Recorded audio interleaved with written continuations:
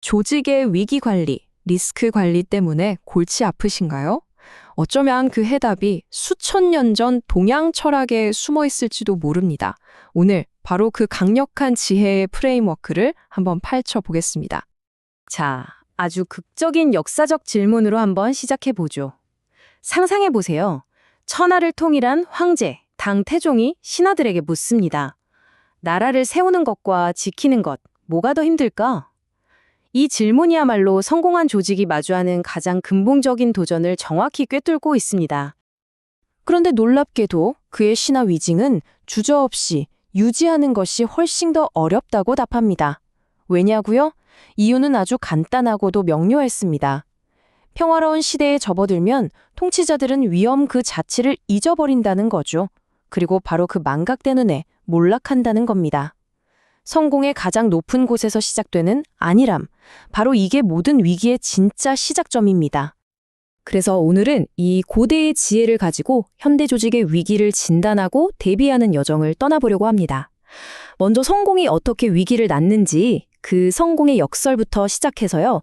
유가, 법가, 도가, 병가라는 4가지 렌즈로 위험을 속속들이 들여다볼 겁니다.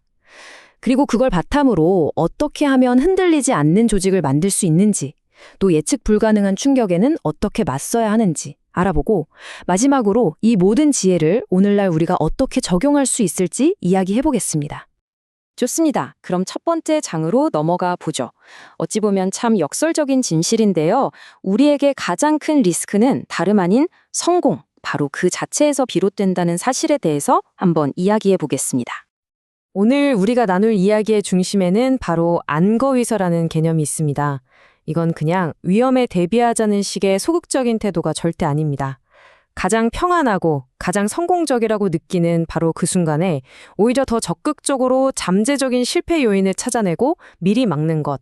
이게 바로 안거위사의 핵심 철학이죠. 반면에 무망지제라는 개념도 알아둬야 합니다. 이건 우리 조직의 잘못이나 통제를 완전히 벗어난 말 그대로 예측 불가능한 외부 충격이에요. 흔히 말하는 블랙스완 같은 사건들이죠. 그러니까 우리가 내부적으로 관리할 수 있는 위기와 외부에서 오는 통제 불가능한 위기, 이 둘을 구분하는 것, 이게 위기 관리의 가장 첫 번째 걸음이라고 할 수 있습니다. 자, 그럼 우리 조직 안에 숨어있는 위험들을 어떻게 찾아낼 수 있을까요? 이제 진단 도구를 한번 살펴볼 시간입니다. 고대 동양 철학의 4학파가 우리에게 4개의 아주 강력한 렌즈를 제공해 주는데요. 하나씩 소개해 드릴게요. 이 표를 보시면 4가지 철학의 핵심이 한눈에 들어오죠. 유가는 사람의 마음이 무너지고 질서가 깨지는 걸 가장 큰 위험으로 봤고요. 법가는 시스템, 즉 규칙이 무너지는 걸 경계했습니다. 반면에 도가는 전략이 경직되는 걸, 병가는 정보가 없는 무지 상태를 가장 치명적인 위험으로 꼽았죠. 이 4가지 렌즈를 모두 활용해야만 우리 조직의 약점을 사각지대 없이 파악할 수 있는 겁니다. 유가의 렌즈부터 한번 들여다볼까요? 맹자는 아주 간단하게 말했습니다.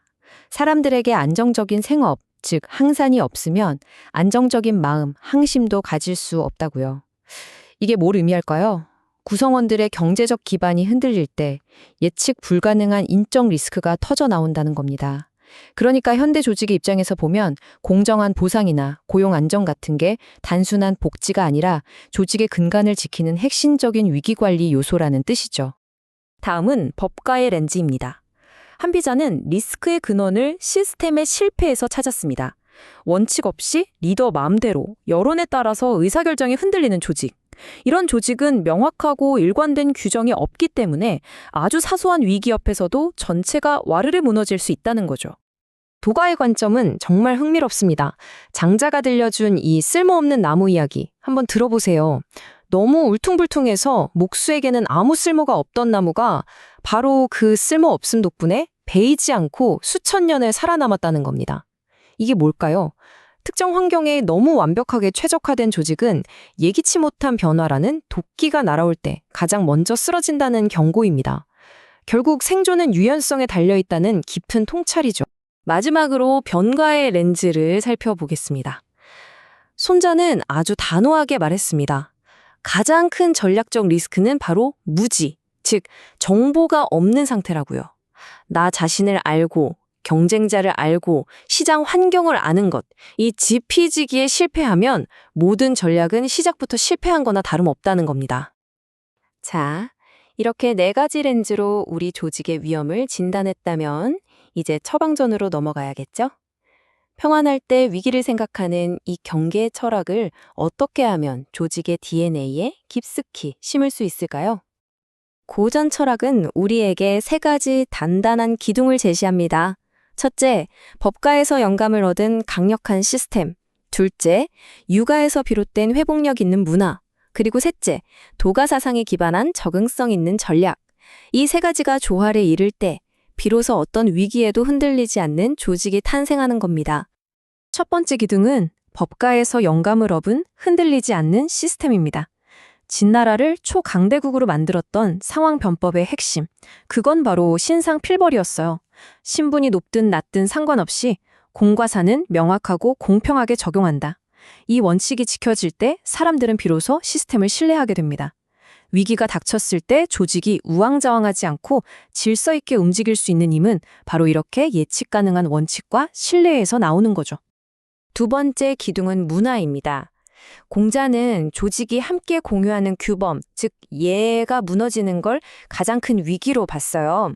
여기서 예는 단순한 형식이 아니라 조직의 핵심 가치이자 구성원들이 공유하는 행동 규범을 의미합니다. 강력한 조직 문화는 공식적인 규정에 닿지 않는 영역에서 구성원들을 하나로 묶어주는 그야말로 보이지 않는 방어선 역할을 하는 겁니다. 그리고 3번째 기둥은 전략입니다.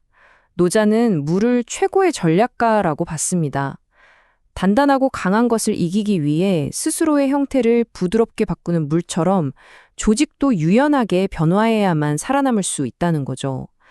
과거의 성공 방정식에만 집착하는 경직된 조직은 충격이 왔을 때 가장 먼저 부서지기 마련입니다. 하지만 우리가 아무리 철저하게 대비한다고 해도 우리 힘으로는 도저히 통제할 수 없는 무망지제는 언제든 닥칠 수 있습니다. 이제는 예방을 넘어서 충격을 흡수하고 빠르게 회복하는 능력, 즉 회복 탄력성에 대해 이야기해 볼 시간입니다. 이 개념을 정말 완벽하게 설명해주는 고사가 있습니다. 바로 지어지양, 우리말로 하면 연못 속 물고기의 재앙이라는 뜻인데요.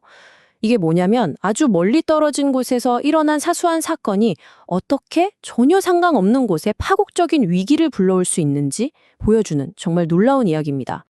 이 타임라인을 한번 따라가 보시죠. 정말 기가 막힙니다. 노나라의 사소한 품질 관리 실패, 그러니까 묽은 술을 바친 게 초나라의 군사 행동을 유발했고요.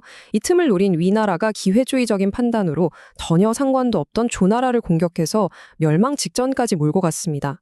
이게 뭘까요? 수백 킬로미터 떨어진 곳에 술 한 잔 때문에 나라가 망하게 생긴 겁니다. 오늘날 우리가 말하는 공급망 리스크나 금융시장의 전염효과와 정확히 같은 원리죠. 자, 이제 슬슬 결론으로 넘어가 보겠습니다.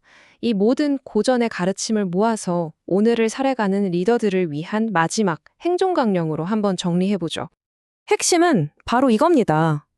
미래를 정확하게 예측하려고 애쓰는 것보다 어떤 예측 불가능한 충격이 와도 견뎌내고 다시 일어설 수 있는 조직을 만드는 것, 즉 사전에 미리 회복 탄력성을 구축해 놓는 것이 훨씬 더 중요하다는 사실입니다. 오늘 내용은 이 질문으로 마무리하겠습니다. 지금 여러분의 조직이 혹은 여러분의 삶이 가장 안정적이고 평안하다고 느끼는 바로 이 순간, 여러분이 일부러 외면하고 있거나 미처 보지 못하고 있는 위험은 과연 무엇일까요? 안거의사의 지혜는 바로 그 질문을 스스로에게 던지는 그 순간부터 시작됩니다.